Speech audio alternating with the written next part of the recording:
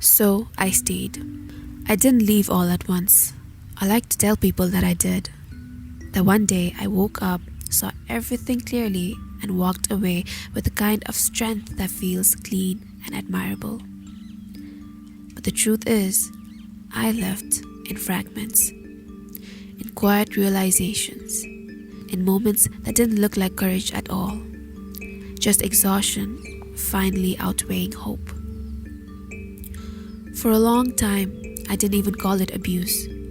That word felt too heavy, too final. It felt like something that had happened to other people. People with big, dark bruises. People whose stories were louder and heart-wrenching. Mine was quieter. Or was it quieter because I made it that way?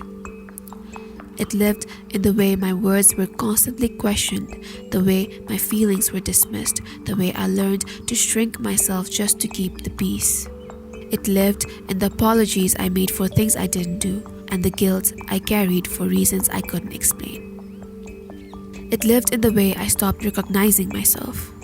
At first, it didn't feel like losing myself. It felt like love.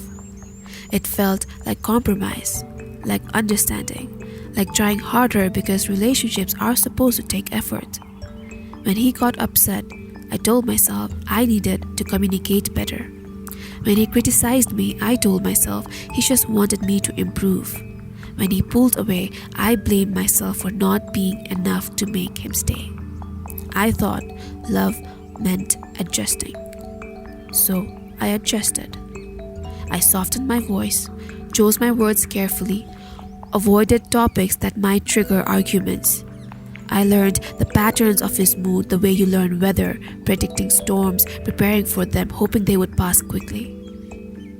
I celebrated the calm days like they were something rare and precious, convincing myself that this was proof things were getting better.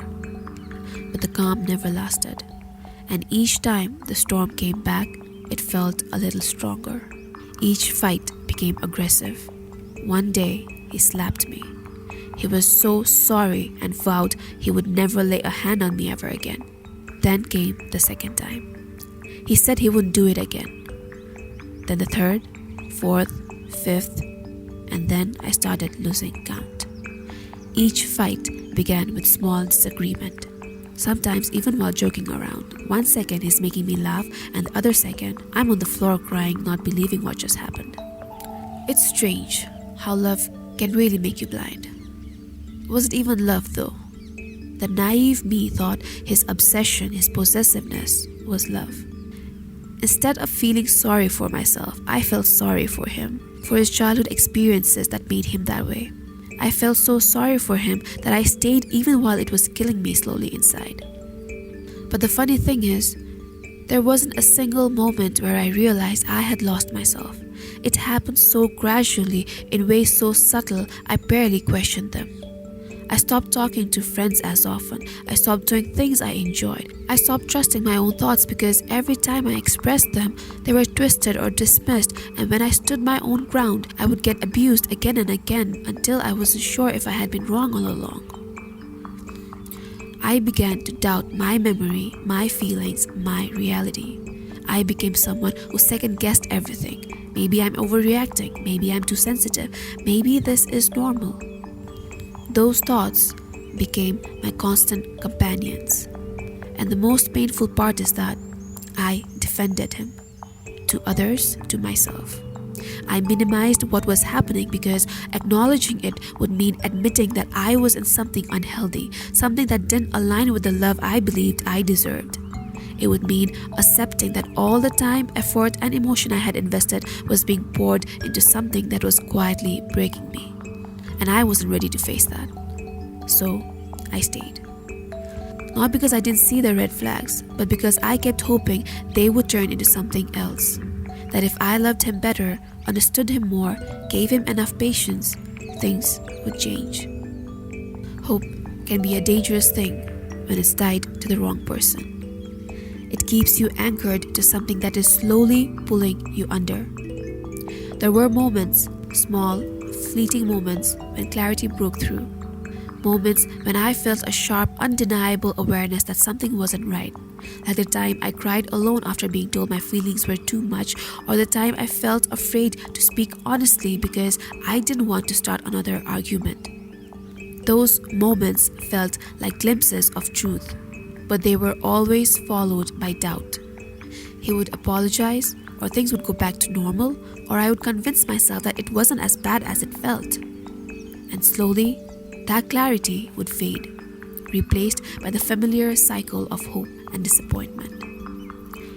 I stopped fighting for myself, I stopped explaining, I stopped defending. Overall, I stopped feeling. I was empty. Not sad, not angry anymore, just empty. I had spent so long feeling everything so intensely: love, fear, hope, anxiety. Now the absence of feeling anything made me realize that inside I was shutting down, and I had accepted that. I wasn't even scared of dying anymore. I mean, I was barely living.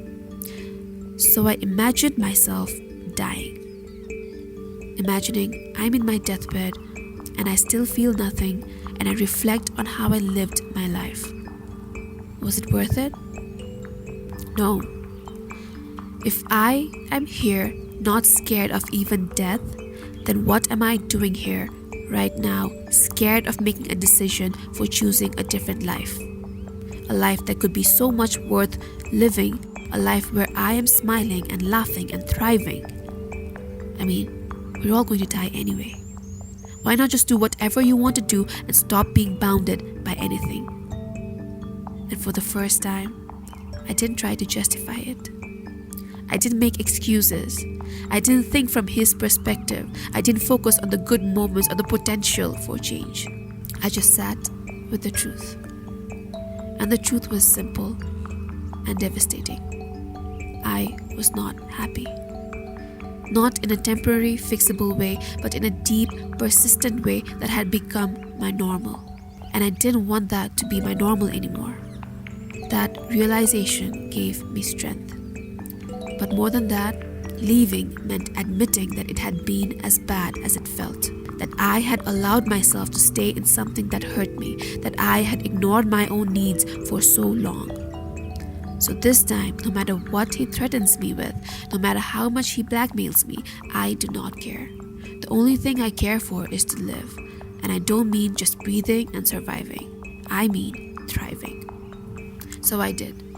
I was lucky that COVID lockdown had begun and he was nowhere able to come up to my door and do crazy shit. I thank God for that, for giving me the realization, the confidence I needed to make that decision at that time. But after that was no happy ending ever after. I got my freedom, yes, but there were plenty of healing to do. Lots of trauma, lots of triggers I needed to face. I started to recognize the patterns, the manipulation, the ways I had been made to doubt myself. Healing isn't linear. When I look back, I don't blame the younger version of me. Instead, I feel compassion. All I want to do is send her love and strength, for she is the girl who stayed, the girl who tried so hard to make it work, the girl who loved so deeply, who was doing the best she could with what she had. And because of her, I have no regrets. I stopped seeing her as weak and started seeing her as someone who deserved better. I am still healing. There are days when memories resurface, when old doubts creep back in, when I question myself in ways that feel familiar, but there are also moments, quiet, beautiful moments, when I feel peace. Not the kind that comes from everything being perfect, but the kind that comes from knowing that I am no longer in a place that hurts me. The kind that comes from reclaiming parts of myself that I thought were lost. I am learning to trust myself again, to listen my instincts, my intuition, to honor my feelings, to believe that I deserve a love that doesn't make me question my worth. And maybe that's what this journey is all about, coming back to oneself.